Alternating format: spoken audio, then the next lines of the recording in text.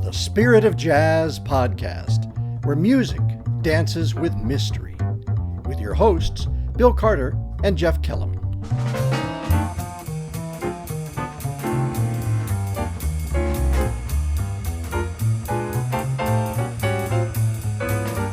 Welcome to the Spirit of Jazz podcast. This is Bill Carter, and we're glad you're here today. Today is our road show, a special documentary of our time on the road. We called it our first international tour of Southeastern Virginia. Let's have a little travel music to get us started.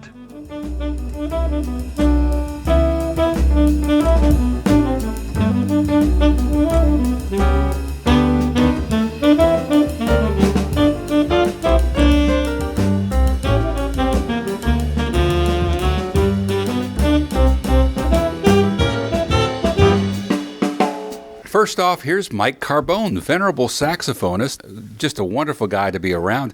How you feeling about being in Norfolk, Virginia? It's pretty cool here. It's actually very warm here, which is compared to New York. it's a treat. Well, and we're being treated extremely well. Yes, we are. We've been overly treated about best possible way by great food, great people, great friends, great laughter, and we're making some real good music. Well, thanks, Mike. Hey, my pleasure. See you on the bandstand.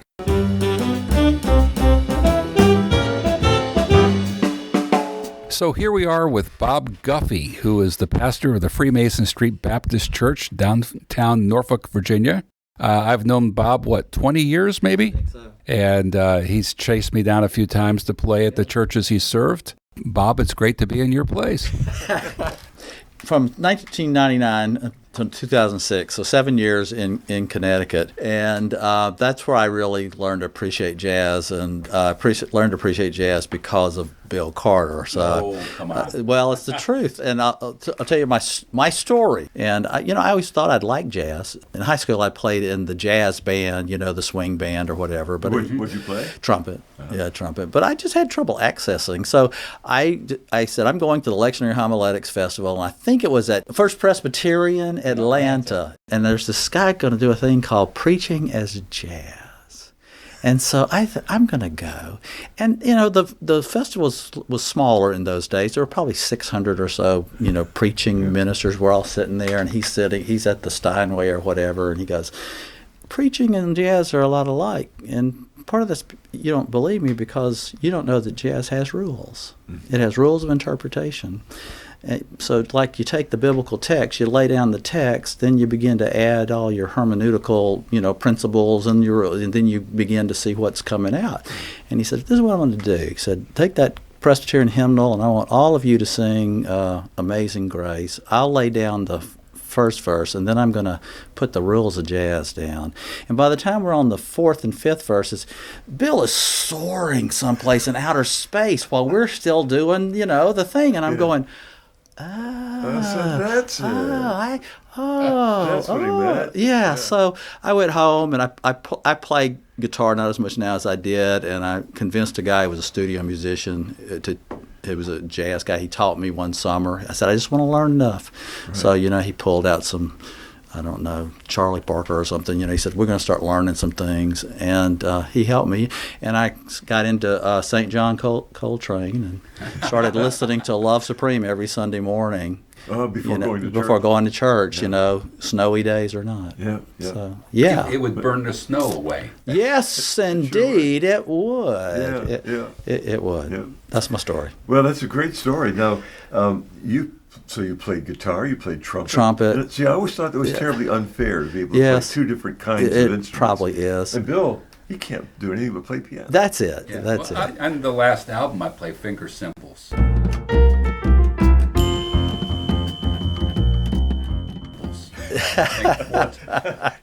Ting, ting. That's right. Like the little monkey. That's right. He taught me. Right.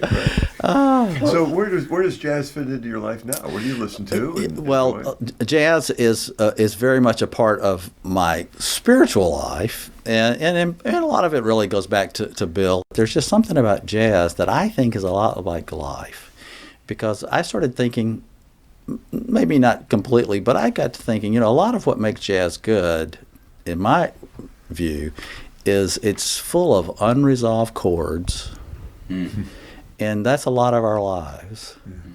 And eventually you get to that resolution or you don't.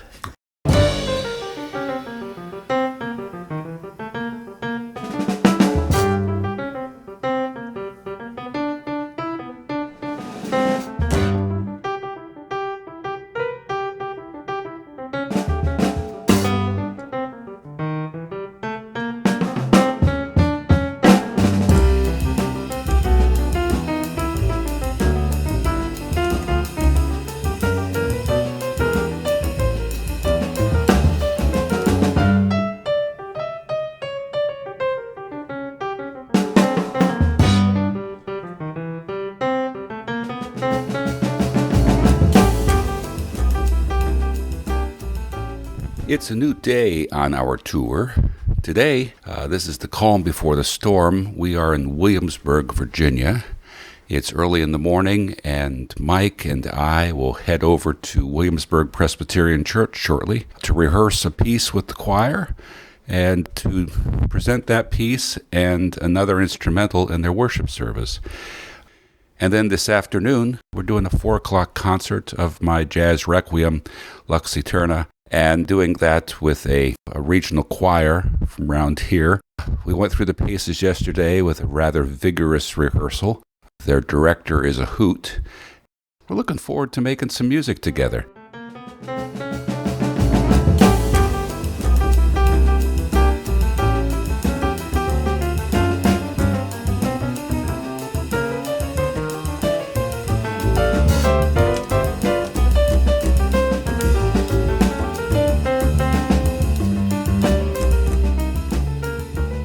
Hey, it's Bill Carter again.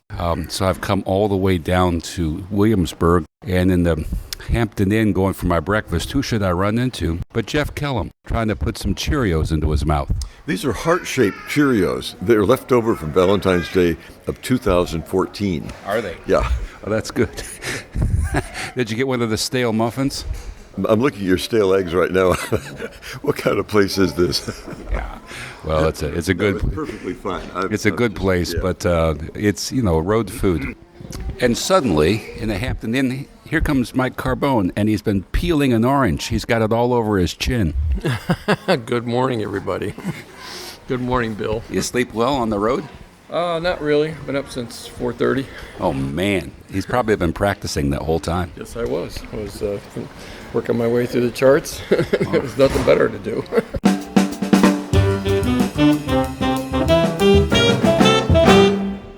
So, Jeff, you're with Tyler Dempsey, and we're just waiting for a performance. Do you get really nervous?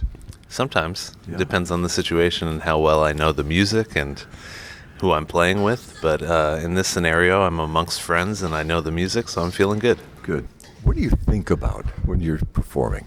I try not to think. I try to just be engaged with the music.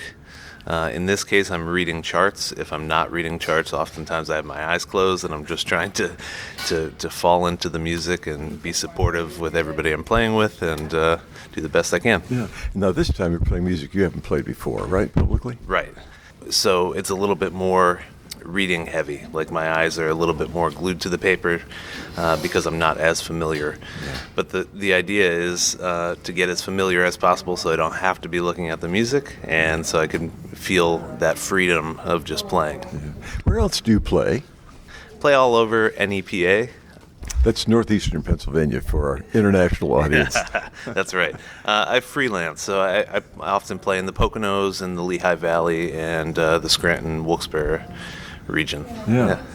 And what kind of bands? Is it all jazz? 99% jazz, yeah. Which is, I feel super fortunate that in a small area like Northeastern Pennsylvania that I'm able to make a living just playing the music that I love. Right. Yeah. So, of course, one of the venues in the Poconos is the Deerhead Inn. Yeah. You played there? I have, yeah. That was actually, I went there back in high school with my father to one of the jam sessions.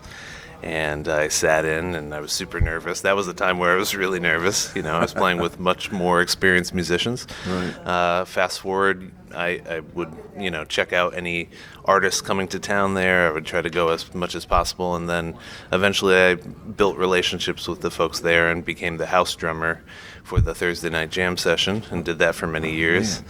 And now I visit there, a couple times a year, and I'm playing there at the end of May, actually. Yeah, wonderful.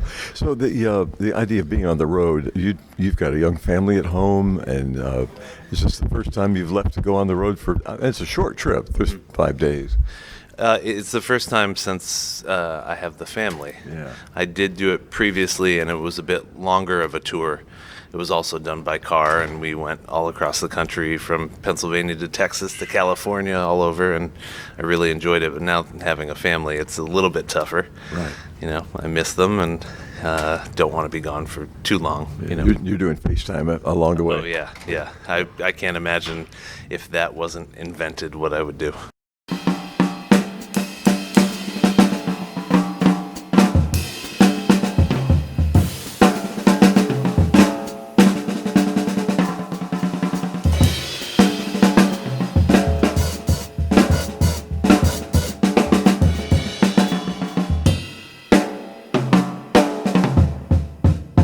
And then, when the band got to Richmond, we'd going into a restaurant one night, and Jeff Kellam runs into somebody he'd known years ago.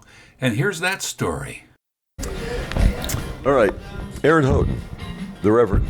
This is he. Okay, let's talk about, you do jazz festivals at your church. Where did you get into jazz? Where did your jazz come from?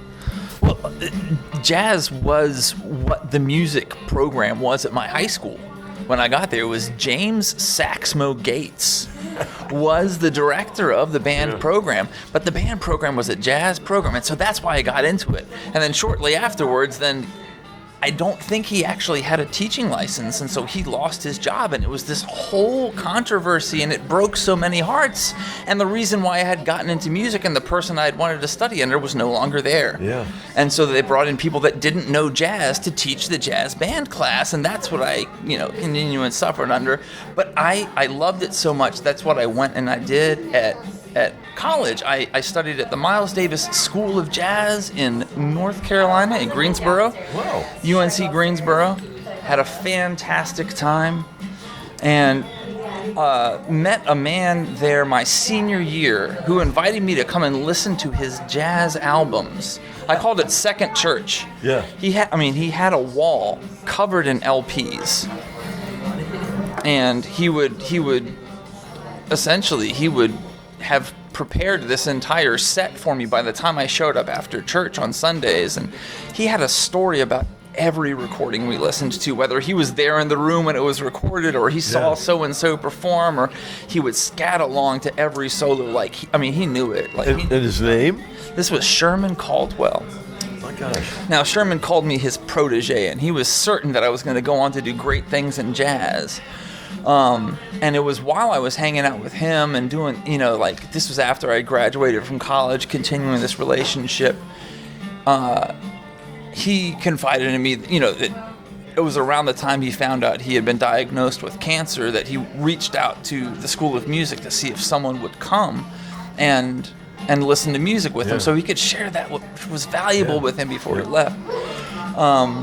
And he moved into palliative care, he moved into hospice, and I remember there was a Sunday that I got some friends from the School of Music together, and we went and we performed in his hospital room there in palliative care, and he died that next Tuesday. Yeah. Wow. When he died, he gifted me with a box of ties.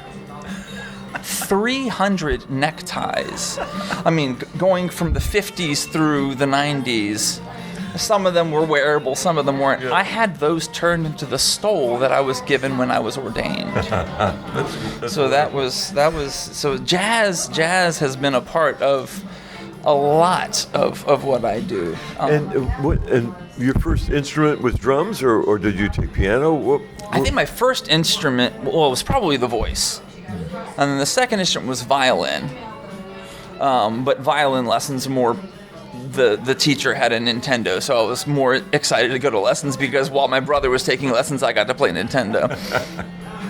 And then we all did piano lessons. Yeah. And that, I think, was really where it was like, okay, you can use multiple parts of your body to make music at the same time. And that coordination of pressing pedals and playing left hand and right hand translated well to drums for me. Yeah.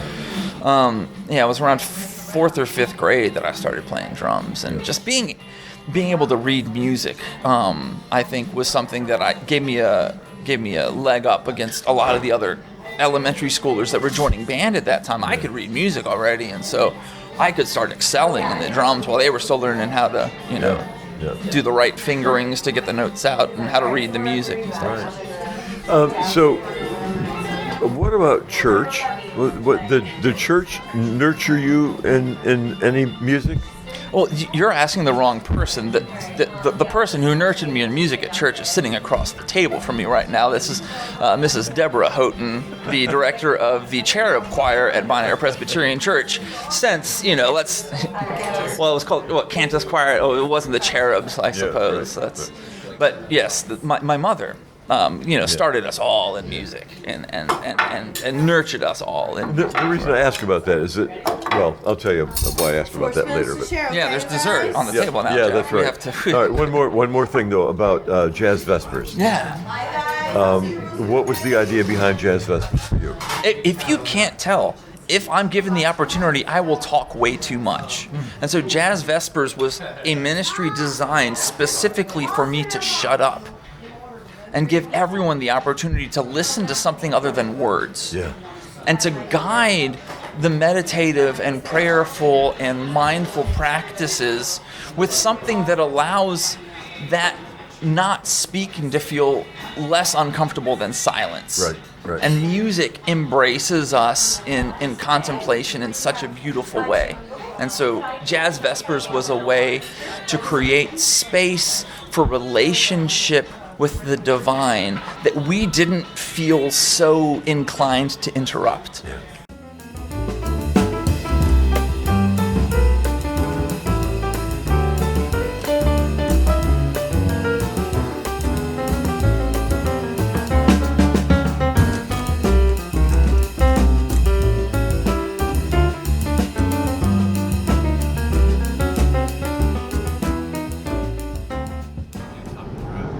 Hey, it's Bill Carter here. We're kind of winding up the tour, just some few miles from home.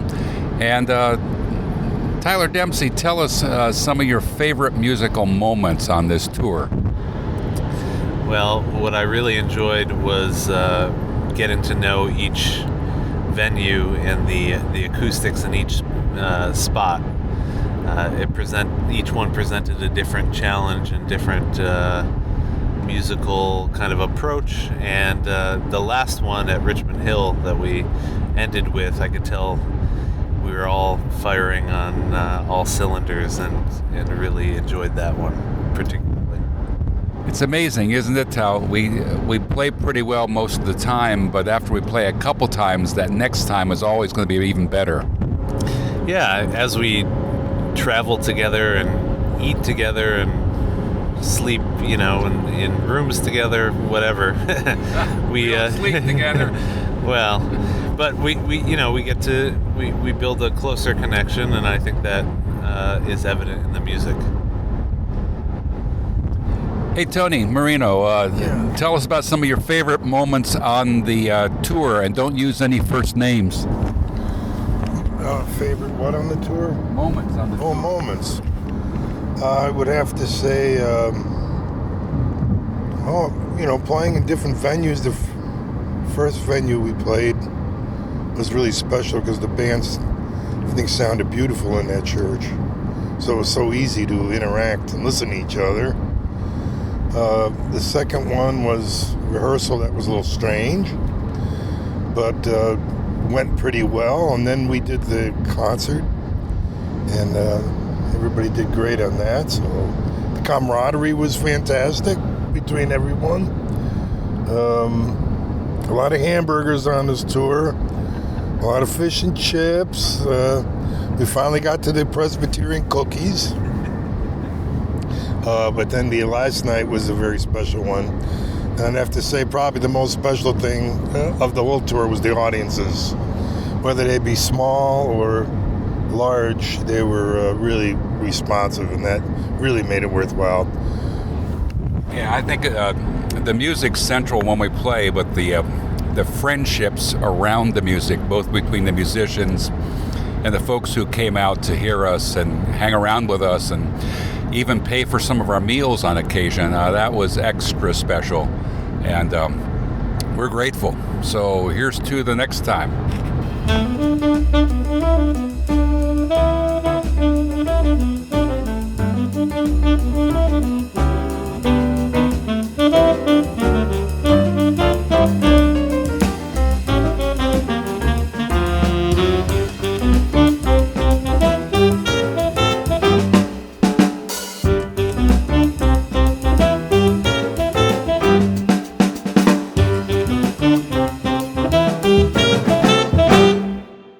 Yeah, so we're back from the tour, Jeff. What kind of reflections do you have after all those miles? Well, I was thinking of the 3 concerts that we did. They were all different, a lot of the same music, but different audiences. And the first one was a small but appreciative audience. I thought the band was pretty loose. Everybody was excited to be where they wanted to be after hours driving. It was fun and not a lot of pressure. It seemed like everybody was having a good time. Yeah. And then you switch over to Sunday, the afternoon concert featuring the Requiem, where you're working with the choir, and I sensed in the leader of Presbybop a bit of tension and stress.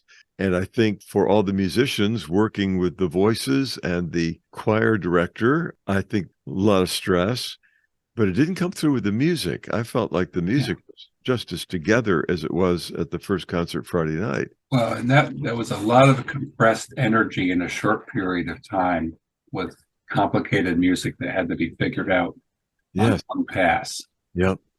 And then the Monday night concert was a good-sized group for that space, and everybody was comfortable. Probably the most appreciative and active audience of the 3. Yeah. And maybe a little bit of sense that, hey, we're going home tomorrow. And so pressure's off, and kind of, I thought, a very free-spirited concert. Yeah, I was very proud of the guys when we played. We always enjoyed being with one another, and that comes across. I think musically, it was about as good as we get. We had 3 good nights, 3 very different nights. But I think the third one was probably my favorite in that it was freewheeling and there was no time constraint. Yes, that's right. And we weren't I didn't say, whisper to the guys, okay, short solos on this one and count it off. We just let it go. What happened. Yep. And folks were willing to stay, would have stayed another hour or more. So, Jeff, you've traveled with the band. What do you notice as a difference between hearing the band in the concert and actually being behind the scenes on the tour? These guys drink a lot of wine. And I'm not saying everybody was, inebriated. Not at all. No. I think the fellowship and the meals that were shared together, and then afterwards, when everybody gathers in your room or in the suite, there's just a camaraderie there that's very evident, and it certainly feeds into the performance of the music. So I think that kind of friendship deepens the commitment to play well and to play for the composer, but also to use their individual talents to sound as good as they can. Yeah, our parlance for that gathering is the hang, in the hanging out, and it is one of the characteristics of a good engagement. And the younger you are, I think the better you can do it. I'm not playing. I'm just following you guys around and pointing the camera, and I was just exhausted at the end of every day. So this whole thing had to go back to the room and crash. But the times I did stop by, it was very clear people were just enjoying hanging out together. Well, it was a great gift to have you along and be part of this. So thanks for coming, and enduring 970 miles, 3 stops, some road food, and a lot of music. I gained 2 pounds. I think Mike Carbone told me he gained a couple of pounds as well. Yeah. I was in the car with Mike, both on the way down for 7 hours and on the way back for 7 hours. What was it like in the car with the 3 guys that were with you? Oh, it was loquacious.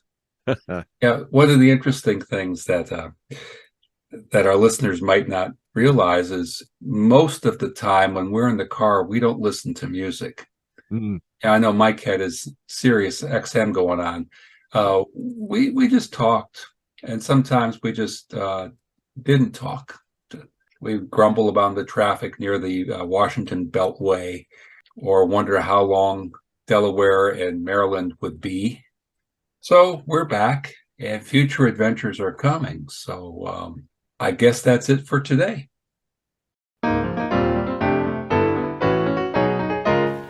Thanks for listening to the Spirit of Jazz podcast. This is a production of Presbybop Music.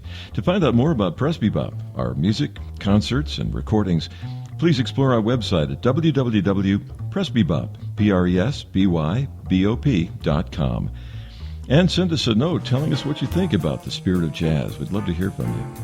Check in with us again next time. I'm Jeff Kellam. And I'm Bill Carter. Thanks for tuning in.